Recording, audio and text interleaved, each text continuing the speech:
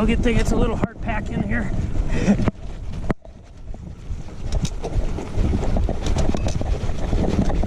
Good girl. Oh yeah, welcome to the channel, guys. My name is Russell. I am your host, and this is Rustic Russell Adventures. And this is my 1 year, 1,000 mile Trek 1120 celebration. Returning subscribers, thank you. If you're new to the channel and you make it till the end, I think you know what to do. All right, let's get into this.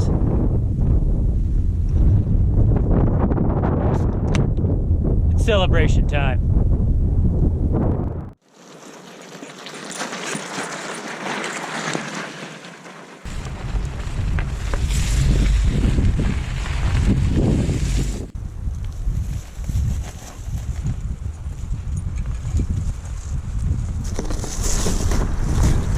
See, this is what I'm talking about. This is adventuring. Instead of going to the park or sitting in my front room and telling you about the bike, I thought I'd get out today. Go for a ride, find a new place to show you. There's a high line there. Looks like there's a low line there. I'm gonna try the low one. So, get out, explore, get some squeaky brakes going. All right, let's keep rolling.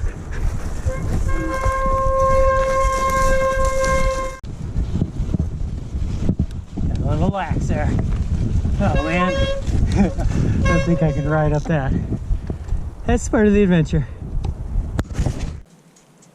All right, so if you guys aren't sure, or you're new to my channel, this is the Trek 1120 adventure bike.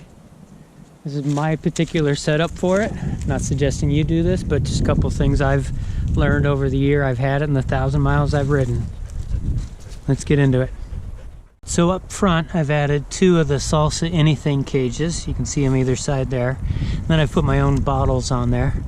When I did Cocapelli, I definitely needed all that water. Those 2 40s and that 40 there was just about enough to go day by day, stopping at water stops. This front bag in the winter holds my 0 degree or -18 Celsius bag. Put an extra bedroll up top. That is on another Salsa cage. It just extends right off the handlebars. Hope you can see that in the shade. Coming on back is my Bedrock custom frame bag, custom colors. Again, it mounts 2 bolts to the water bottle cage there, 2 bolts to the water bottle cage there, and then straps up top. That thing's awesome. Main compartment here. Backside has a side little, kind of like a map pocket. I keep a bunch of stuff in there. Onto the back rack is my tent. This happens to be my 4-season Marmot. That was the last video, my winter overnight gear test. Black bag is always stove, cook gear, pot. This side is the orange bag. That one's always got my food. I keep them color coded like that so I know what they are. A couple other things. Let's let this guy go by. Hello. Hey, hey.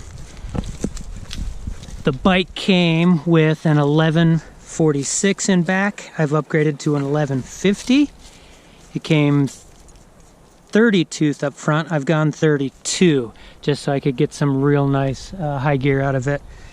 Trek now specs it 12 speed instead of this 11. They've got 30 up front and they're running a 1051 in back. So I actually have lower gear in the, or higher gear in the back versus that one, but it does me fine. Honestly, if you need first gear on this, it is faster to walk. I realized that on Cocapelli. Here's my helper today. All right, so they call this the stranglehold, at least on my year model they did. It can move forward or backwards, give you a little longer wheelbase. I've been running at long wheelbase just when I'm fully loaded because it helps a lot.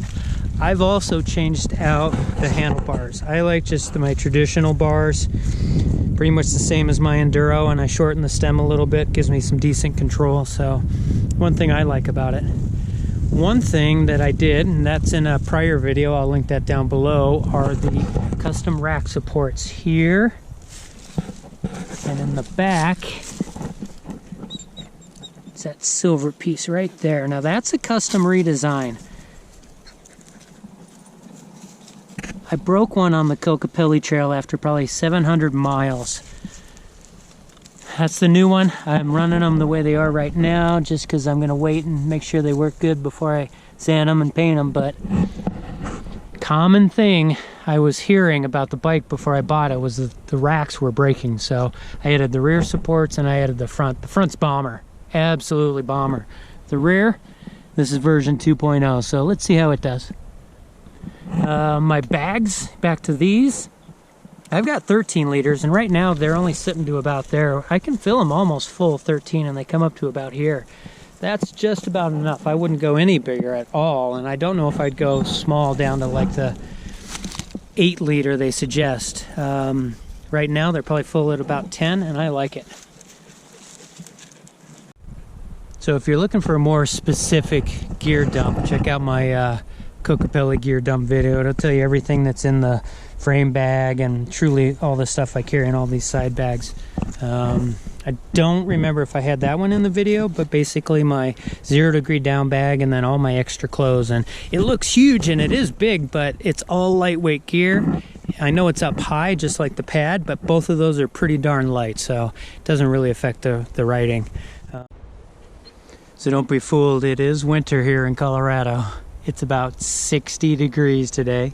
If you look on the shady side, you can see there's still snow left, but on the side that gets the sun, no snow. However, I still have my studded tire on. A lot of you were asking about that. You can see a stud there, one there, one there. It works great when you hit that hard pack. Did pretty good in the mud today too, so this leads me into the tires. This is one of the original Chupacabras. This one was on the back and it was wearing, and I'd taken it off. I've replaced it since with my summer tire, which is the Wilderness Trail Bikes Ranger. There's 3.0s. Works great. So I took this old one and just made a studded tire. It's kind of fun. Do you want to add anything? No? Okay. All right, well, that's the basics, guys. I'm not going to talk about the specs. The new model's different than mine a little bit. I mentioned one thing, but you can go to the website and figure it all out. Hope you enjoyed it. Just a quick, simple review. All right, guys, I'm going to hit the trail, head on out. Happy trails. Oh, now you lay down.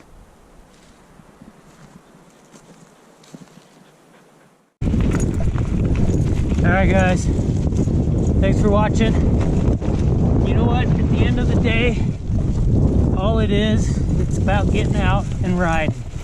I don't care if you're buying the 1120, if you own one, or you're still looking around and you caught this video. I'm just glad you're out adventuring. Alright guys, as always, stay safe. Happy trails. Let's get it.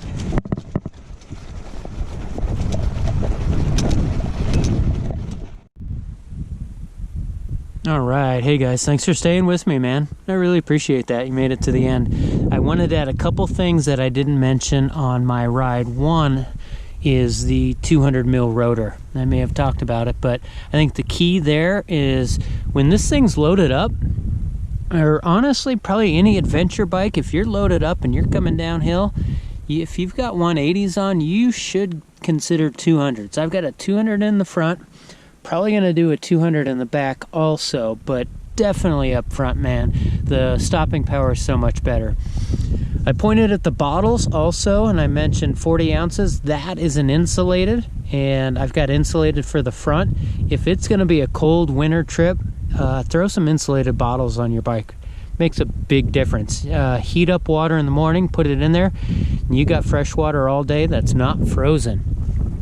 I didn't mention my pedals. I'm particularly riding the Chrome Mags. Yeah, they're orange. It looks good on the bike, but really like them. The pins are a lot higher than some of the other ones I've tried, and they really get good grip. I did mention the rear support, and here's the biggest thing.